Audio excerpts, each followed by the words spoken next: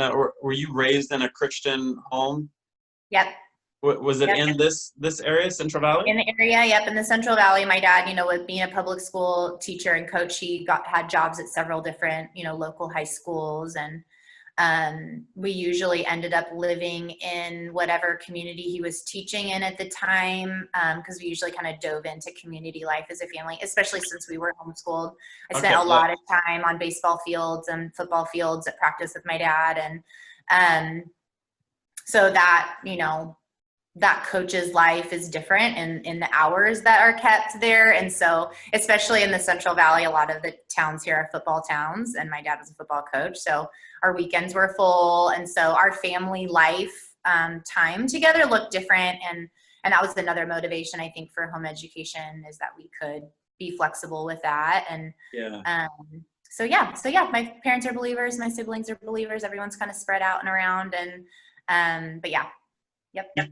Did you guys kind of have a home church growing up? Was it one church the whole time, or were you moving different churches? Yeah, we were at different churches. I grew up in a fairly large church in Fresno for a while, and then we moved to some really small churches. And then my parents chose to even home church for a long time too. So we did a lot of things at home. Yeah, that's cool. That's cool that you kind of got I like how you're getting different perspectives from all these, the big churches, the small church, even the home church. Right.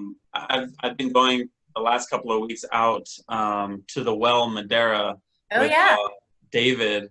Yeah, Dave's great. And he's been having something Saturday nights in his backyard. Oh, cool. And it was more of that kind of home church feeling, just kind of around the campfire type of thing. So that was pretty fun. Yeah.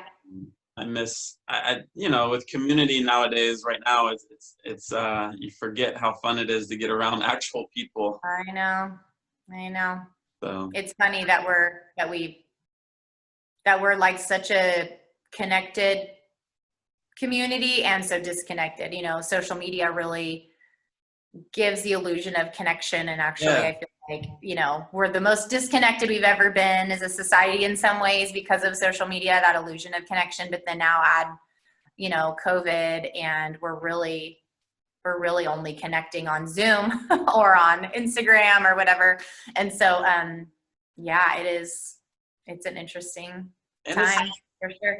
It's not too bad, but it's different. I would say it's just something different. And it's nice to get around flesh and blood again. Yep, so. it's true. Yeah, it's true. So kind of growing up in that, you mentioned how many brothers and sisters did you say you had? I have 4 younger. Okay. Are you the oldest? Yeah. Nice. So did you I'm always curious of that moment where people, because you're a believer now, mm-hmm. Did you ever have a moment where you kind of took ownership of it, where it was like this is the moment that I chose, or was it kind of gradually you always were a Christian, you stayed a Christian? Yeah, that's a good question. I think probably, we talked a little briefly before we started the broadcast about Regeneration. Mm-hmm. And it's a program launched out of our church, The Well, and it's just really a time to slow down the gospel. You really examine your trust in the Lord, areas you're not trusting God, areas you're not believing God. And you spend time really examining your life as a whole. And you actually, one step is an inventory where you actually take account of all the ways you've offended people, sinned against people, been sinned against. It's quite a broad process of where you're taking account really for your life up into the present. And I think that, I had kind of realized that I always loved God. I always wanted to follow God, but I also really wanted to do my own thing. I wanted to, figure out life, so to speak. And I think that part of that being home when I wasn't home, finally in college, I felt like I was for the first time really deciding and figuring out who I was and what I really believed about things. And, it was interesting going to a small Christian college. There's a lot of pastors' kids, a lot of missionary kids, and it was a interesting time for me to go, man, I never imagined that hypocrisy would be like, so can you be a Christian and live like that? And, I really, as an 18-year-old, was discovering some things for the first time in a lot of ways. And really having to think through like belief systems that I always just were in place for me, that I really had to decide, like, what do I think about that? Like, what do I believe? What does scripture say about that? And where do I land? So I knew that I always wanted to follow God, but I wouldn't say that I was a regenerate believer until I was 21. Yeah. So I feel like that's when I really surrendered my life to the Lord in a way that I didn't feel like I was holding things back, where I really did commit to following him, not just like saying that I would, or mostly, and then having this other part that I didn't believe him for, or, so I would say, yeah, there was a chunk of years that I knew it, but I just still wasn't really sure. Some of the things that I was wrestling through, I don't want to say I didn't like it, but some of the belief systems in place, I was like, man, I don't feel freedom here, or this doesn't jive for my personality, or this doesn't, and so taking the time to really look at scripture of, in those things. And then, 21, I was 21 before, this was right before I met my husband. And, so although I can see like times where I surrendered in different ways, I feel like that's when I really became a different person, so to speak, where I felt a shift in my whole person, then. So, yeah. Interesting. Yeah. Did you kind of, growing up as a church kid, really enjoy all your church kind of experience, or was it kind of a thing you didn't want to do? And No, I mean, I liked it. I think that we went from a big church where there was lots of Awana people, youth group. And then when we moved to a smaller church, we actually were the only kids in a church. I went to church with like 90-year-olds, and that was a sweet ministry we had as a family. I did not like it, but I wouldn't say I had a full experience in, like, I didn't get to have like a youth group experience. I didn't get to have a youth pastor, type of experience where there was people mentoring me in my faith outside of my parents. And so I feel like that I do wish I would have had more people in my life like that were people who could come alongside me, and older women who could encourage me as a high schooler, as a college student. And it's part of my passion now, is to come alongside girls that are a season or two behind me, just to encourage them, and kind of like, hey, I paid the dumb tax here. Like, here's how this went when I tried it that way, and just to give them a safe place to process and fail and be loved and known in a way that's difficult for parents to do. I see my daughters have those people in their life, and I'm so grateful, because they need people besides me. They need people with a different perspective. They need people with different life experiences. And I can't be everything to my kids. That's not my job, is to be everything to them. And so I think there's that part of that I would have loved to have a not a bigger church, but like, kind of that experience. So like I said, since I had all of it, I had big church, I had little church, I had home church. So I just kind of had we had good community around us, but so there were parts I enjoyed and parts that I didn't. Yeah. Interesting. Yeah. So when you were like in high school and stuff, what was Jess kind of thinking or dreaming of in that time of your life? Were you was your mom a stay-at-home? She was doing the homeschooling? Yep. Okay. Yep. Do you always want to get into teaching yourself, or? That's a funny question, because looking back, like what I know that I'm passionate about now, I would have gone like a way different direction than what I did. And some of that was connected to belief systems, about what women should do and what their roles are. And so some of that, as that's come, like, not into question, because I see clearly in scripture how God's laid out, women and our giftings and our roles. And I align with scripture there, but I think there's a lot of room for women to be creative in in their roles and in the freedom they can have in the roles that God's designed for them specifically that only we can do, you know? I think there's a lot of room for creativity in that. And so, you know, at the time I remember thinking like, well, I'll homeschool my kids. Like that's, you know, what I'll do. And so I'll get my teaching credential because, you know, I don't, you know, there's not really anything else that I want to do. And I had a lot of friends getting engaged and married. And so in my mind, in my immature mind, that was the way it would go. And, you know, obviously we're having kind of different conversations with our girls, like if the Lord has you get married, not like, well, you'll go to college and then you'll get married. Like it's that might not be the life that God calls you to. And so what are you passionate about? What do you love? So I don't think I was thinking really about much else than like getting married and having a family. So all of my decisions were sort of oriented from that place of like, this is what I know. This is what all the people I know do. And so this is what I will do. And so, yeah, being a teacher, I loved it. My personality loved the structure of it. I'm an Enneagram 3. I don't know if you do any Enneagram stuff. You know what? The pastor Josh from Fig Garden, when he started talking about it, and that guy, he impressed me like crazy. He went through each one and described it, and I mean, it's interesting to listen to, but I'm not the guy who can tell you.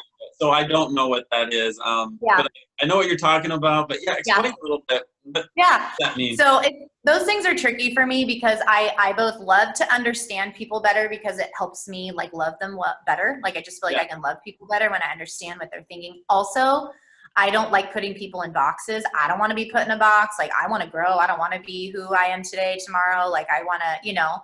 So I both love and hate those things. When the Enneagram first got really big in the Christian community, I was super anti, like, don't peg me. I don't like it, you know. Which is my tendency to kind of push back against whatever the new fad is in, you know, anywhere, Christianity, culture, anywhere, whatever show everyone's watching. I'm like, I'm not watching that. You know, I don't know. It's just something I do. I don't know why. And then I'm like a few years late where I'm like, oh, maybe I'll watch this now. And oh, this is why you guys liked it. Okay. You know? And so, being a 3, I'm a high achiever, really struggle, with the core longing of wanting people's approval. It's a big issue in my heart, in every arena, even business. Really, really seeking the approval of people and not God first. And so being really careful that my decisions aren't based around how people will respond or love me, but in what God requires of me, in terms of walking in love and humility and obedience to Him first. And so, as an Enneagram 3, achieving with teaching, it was like there was always a long list of stuff I'd have accomplished at the end of the day. I could get kids on a benchmark of, yes, you accomplished this. And so I loved that part of it. But now that I have my own kids, like I don't really want to hang out with other people's kids all day. My kids are a lot and I want to give them all the energy I have. And I just can't imagine for me now being able to be a teacher, pouring into other kids and then come home and being able to have enough in the tank for my own kids. So teachers are the best people in the world. I don't even know, how they, especially moms. Like, I think that, you know, people say like teaching is great for moms, and it is, but you're pouring into a lot of kids and worrying about a lot of kids and loving a lot of kids. And so, I actually think it's really difficult to be a teacher as a mom if teaching's like in your heart to like love kids, you know. So there's just a lot of kids to love. It was a lot like that with I was a waiter back in the day. I remember when I first I forget how old I was, like 19 or 20 or something like that, and I was really serious about it. I wanted to be the best waiter in the world, and I every day I wanted to get better at one thing, and I did get better and better. But I noticed that at the end of the day, like I gave each customer, like they got all of me, you know, everything. And then when I go home, you know, I just didn't have anything left. And I kind of had to decide, you know what, maybe 75% at work, and then I have something Sure. when I come back. But Yeah. there is something to that where it's, you know, you have to be aware of that. You have to be Yeah. watching that. So Yeah, for sure. cool. Yeah. Did you go to, you said the Christian college, was that here locally, or did you go? Riverside. Yeah, Riverside. I went out of town. Yep. Okay. Yep. Um, Yep. how- where is Riverside? It's so familiar. Riverside, Inland Empire. So it's like 4 hours from here. What's it near? Okay. Ontario, kind of past LA. Gotcha. Yeah. You went Trying to away. think of what else is around there. I haven't been back really. You left home and went out, right? Yeah. Yeah. How was that? Were you kind of excited? I was a swimmer, so I went to school on scholarship, and so I was busy. I did I sometimes, like, my girlfriends that I'm still in touch with have to remind me of like the fun things we did. It was like a blur because I had to practice twice a day. I most of the time had like 20 units. My scholarship was 4 years, so I did my undergrad and my teaching credential in 4 years. So I was busy. I was really good friends with the lunch ladies in the cafeteria. They would pack my lunch for me because I would never have time to eat. So they'd give me a to-go box, and I'd walk in and blow them a kiss and grab my thing and go to class. And so I did love it, and I did feel like I learned more about God and myself. But I was busy. I was determined to not have a lot of debt, and getting out in 4 years was how I was going to do that. And so I kind of put my head down and went to work in a lot of ways. But I did have fun too. But mostly I remember getting up when it was still dark and getting in a swimming pool. It's cold and but yeah. Yeah, that's a lot of hard work. Yeah. In your time in the dorms and stuff like that, was there any like spiritual conversation amongst each other, or was that just kind of for a specific time when you go to chapel or anything like that? Yeah, I mean, I helped like launch the swim program. I was part of the inaugural team. So the program was new. And so I primarily spent time with the swim team. We had a lot of our classes together, especially undergrad. A lot of us lived together because our schedule was different. We had to be back at school and at school longer than like the class schedule because of practice and meets and stuff like that. So, I feel like there were some believers on the team, but there was, the school I went to didn't require that you have any sort of faith-based, church affiliation or anything to come. And I loved that because it was good for me to be around people who didn't know God. I needed that. But it did make for a mixture of lifestyles. And so, I did have, different friends outside of the team. I would say probably primarily my conversations about faith happened in those. But yeah, I don't remember a ton of real deep theological conversations happening in college. We were good kids. We didn't, I didn't drink in college. Maybe I would have, but I just was on scholarship and I knew I'd lose it and I wasn't willing to do that. So I didn't drink in college at all. And I was too afraid to get in trouble. So, we were good kids. We went to the beach. We went to concerts. We did fun things. We went to Disneyland. We did fun things. But,